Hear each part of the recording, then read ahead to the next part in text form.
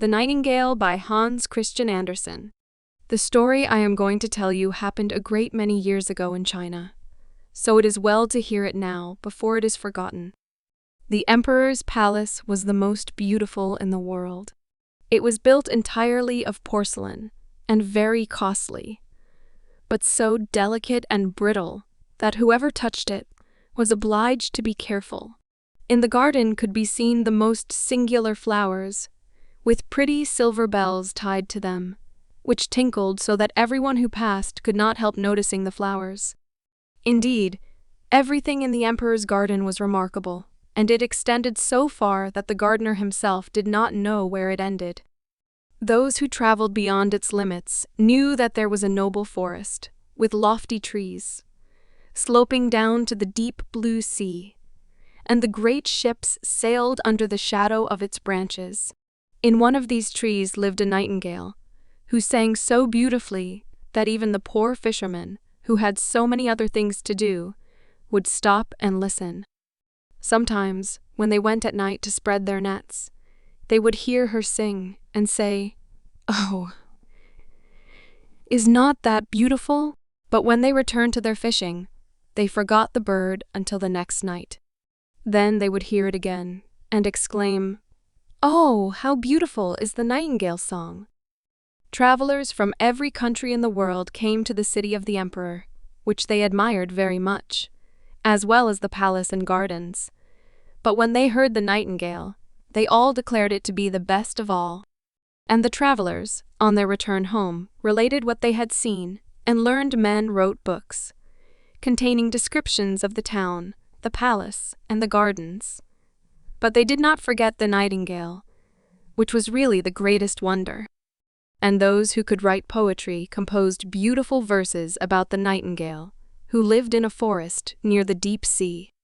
The books traveled all over the world, and some of them came into the hands of the emperor, and he sat in his golden chair, and, as he read, he nodded his approval every moment, for it pleased him to find such a beautiful description of his city, his palace, and his gardens. But when he came to the words, "The nightingale is the most beautiful of all," he exclaimed, "What is this? I know nothing of any nightingale. Is there such a bird in my empire? And even in my garden? I have never heard of it." Something, it appears, may be learnt from books. Then he called one of his lords-in-waiting, who was so high-bred that when any in an inferior rank to himself spoke to him, or asked him a question, he would answer, "Pooh," which means nothing. "There is a very wonderful bird mentioned here, called a nightingale," said the emperor. "They say it is the best thing in my large kingdom. Why have I not been told of it?" "I have never heard the name," replied the cavalier. "She has not been presented at court." "It is my pleasure that she shall appear this evening," said the emperor. "The whole world knows what I possess better than I do myself." "I have never heard of her," said the cavalier, "yet I will endeavor to find her." But where was the nightingale to be found? The nobleman went upstairs and down, through halls and passages. Yet none of those whom he met had heard of the bird. So he returned to the emperor and said that it must be a fable, invented by those who had written the book. "Your Imperial Majesty," said he, "cannot believe everything contained in books. Sometimes they are only fiction, or what is called the black art. But the book in which I have read this account," said the emperor, "was sent to me by the great and mighty Emperor of Japan, and therefore it cannot contain a falsehood. I will hear the nightingale. She must be here this evening. She has my highest favor, and if she does not come, the whole court shall be trampled upon after supper is ended." "Sing Pi," cried the lord-in-waiting, and again he ran up and down stairs, through all the halls and corridors, and half the court ran with him, for they did not like the idea of being trampled upon. There was a great inquiry about this wonderful nightingale, whom all the world knew, but who was unknown to the court. At last they met with a poor little girl in the kitchen, who said, "Oh, yes, I know the nightingale quite well.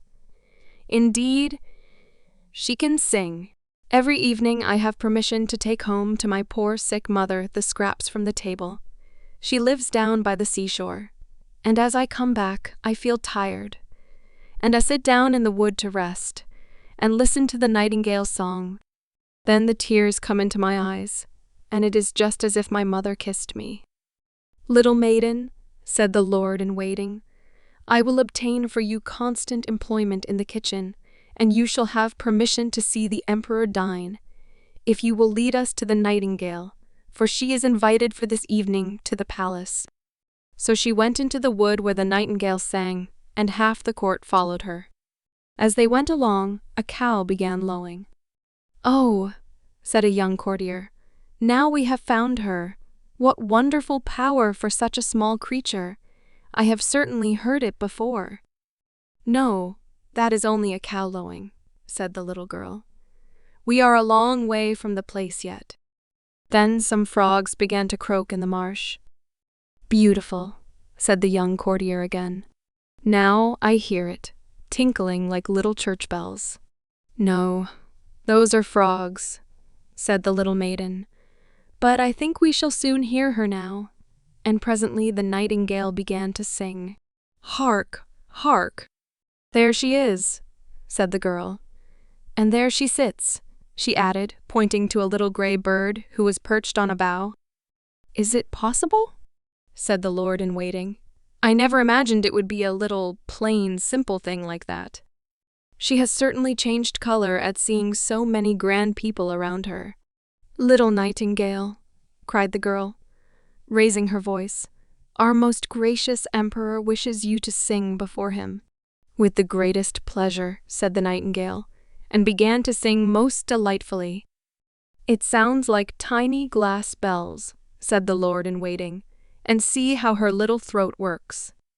It is surprising that we have never heard this before. She will be a great success at court." "Shall I sing once more before the emperor?" asked the nightingale, who thought he was present. "My excellent little nightingale," said the courtier, "I have the great pleasure of inviting you to a court festival this evening, where you will gain imperial favor by your charming song." "My song sounds best in the greenwood," said the bird. But still she came willingly when she heard the emperor's wish. The palace was elegantly decorated for the occasion. The walls and floors of porcelain glittered in the light of 1,000 lamps. Beautiful flowers, round which little bells were tied, stood in the corridors. What with the running to and fro and the draught, these bells tinkled so loudly that no one could speak to be heard. In the center of the great hall, a golden perch had been fixed for the nightingale to sit on. The whole court was present, and the little kitchen maid had received permission to stand by the door. She was not installed as a real court cook.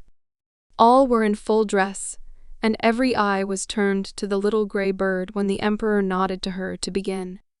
The nightingale sang so sweetly that the tears came into the emperor's eyes and then rolled down his cheeks as her song became still more touching and went to everyone's heart. The emperor was so delighted that he declared the nightingale should have his gold slipper to wear round her neck, but she declined the honor with thanks. She had been sufficiently rewarded already. "I have seen tears in an emperor's eyes," she said. "That is my richest reward. An emperor's tears have wonderful power, and are quite sufficient honor for me." And then she sang again more enchantingly than ever. "That singing is a lovely gift," said the ladies of the court to each other. And then they took water in their mouths to make them utter the gurgling sounds of the nightingale when they spoke to anyone, so they might fancy themselves nightingales. And the footmen and chambermaids also expressed their satisfaction, which is saying a great deal, for they are very difficult to please. In fact, the nightingale's visit was most successful. She was now to remain at court, to have her own cage, with liberty to go out twice a day, and once during the night. 12 servants were appointed to attend her on these occasions, who each held her by a silken string fastened to her leg. There was certainly not much pleasure in this kind of flying. The whole city spoke of the wonderful bird, and when two people met, one said Nightingale, and the other said Gale, and they understood what was meant, for nothing else was talked of. 11 peddlers' children were named after her, but not of them could sing a note. One day, the emperor received a large packet on which was written the Nightingale. "Here is no doubt a new book about our celebrated bird," said the emperor. But instead of a book, it was a work of art contained in a casket, an artificial nightingale made to look like a living one, and covered all over with diamonds, rubies, and sapphires. As soon as the artificial bird was wound up, it could sing like the real one, and could move its tail up and down, which sparkled with silver and gold. Round its neck hung a piece of ribbon, on which was written the Emperor of Japan's "Nightingale is poor compared with that of the Emperor of China's." "This is very beautiful," exclaimed all who saw it. And he who had brought the artificial bird received the title of Imperial Nightingale Bringer-in-Chief. "Now they must sing together," said the court, "and what a duet it will be." But they did not get on well, for the real nightingale sang in its own natural way, but the artificial bird sang only waltzes. "That is not a fault," said the music master. "It is quite perfect to my taste." So then it had to sing alone, and was as successful as the real bird. Besides, it was so much prettier to look at, for it sparkled like bracelets and breastpins. 33 times did it sing the same tunes without being tired. The people would gladly have heard it again, but the emperor said the living nightingale ought to sing something. But where was she? No one had noticed her when she flew out at the open window, back to her own green woods. "What strange conduct," said the emperor, when her flight had been discovered, and all the courtiers blamed her, and said she was a very ungrateful creature. "But we have the best bird after all," said one, and then they would have the bird sing again, although it was the 34th time they had listened to the same piece, and even then they had not learnt it, for it was rather difficult. But the music master praised the bird in the highest degree, and even asserted that it was better than a real nightingale, not only in its dress and the beautiful diamonds, but also in its musical power. "For you must perceive, my chief lord and emperor, that with a real nightingale we can never tell what is going to be sung, but with this bird everything is settled. It can be opened and explained so that people may understand how the waltzes are formed, and why one note follows upon another." "This is exactly what we think," they all replied. And then the music master received permission to exhibit the bird to the people on the following Sunday, and the emperor commanded that they should be present to hear it sing. When they heard it, they were like people intoxicated. However, it must have been with drinking tea, which is quite a Chinese custom. They all said, "Oh," and held up their forefingers and nodded.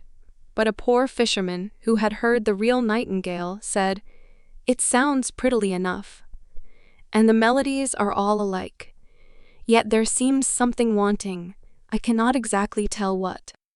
And after this, the real nightingale was banished from the empire, and the artificial bird placed on a silk cushion close to the emperor's bed.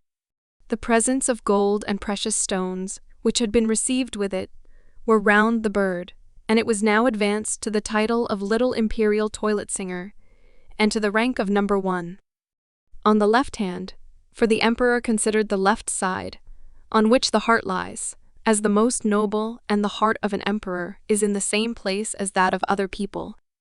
The music master wrote a work, in 25 volumes, about the artificial bird, which was very learned and very long, and full of the most difficult Chinese words. Yet all the people said they had read it, and understood it, for fear of being thought stupid and having their bodies trampled upon.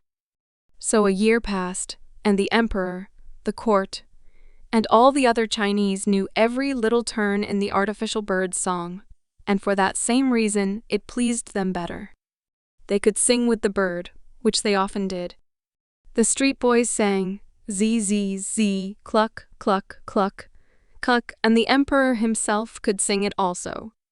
It was really most amusing.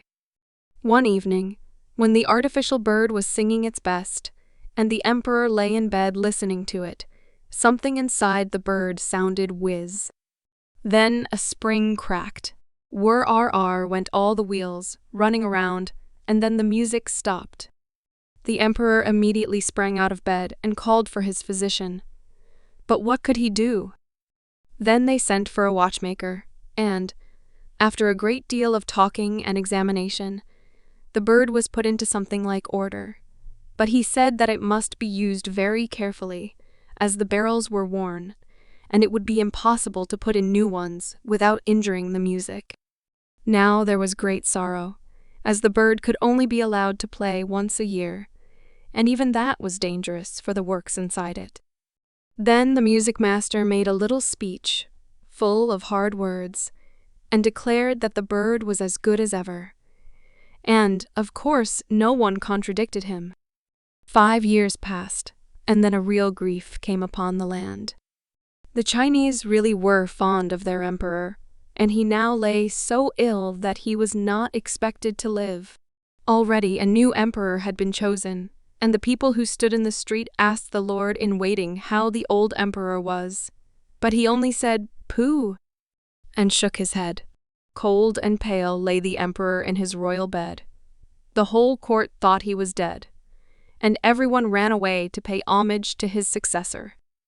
The chamberlains went out to have a talk on the matter, and the ladies' maids invited company to take coffee.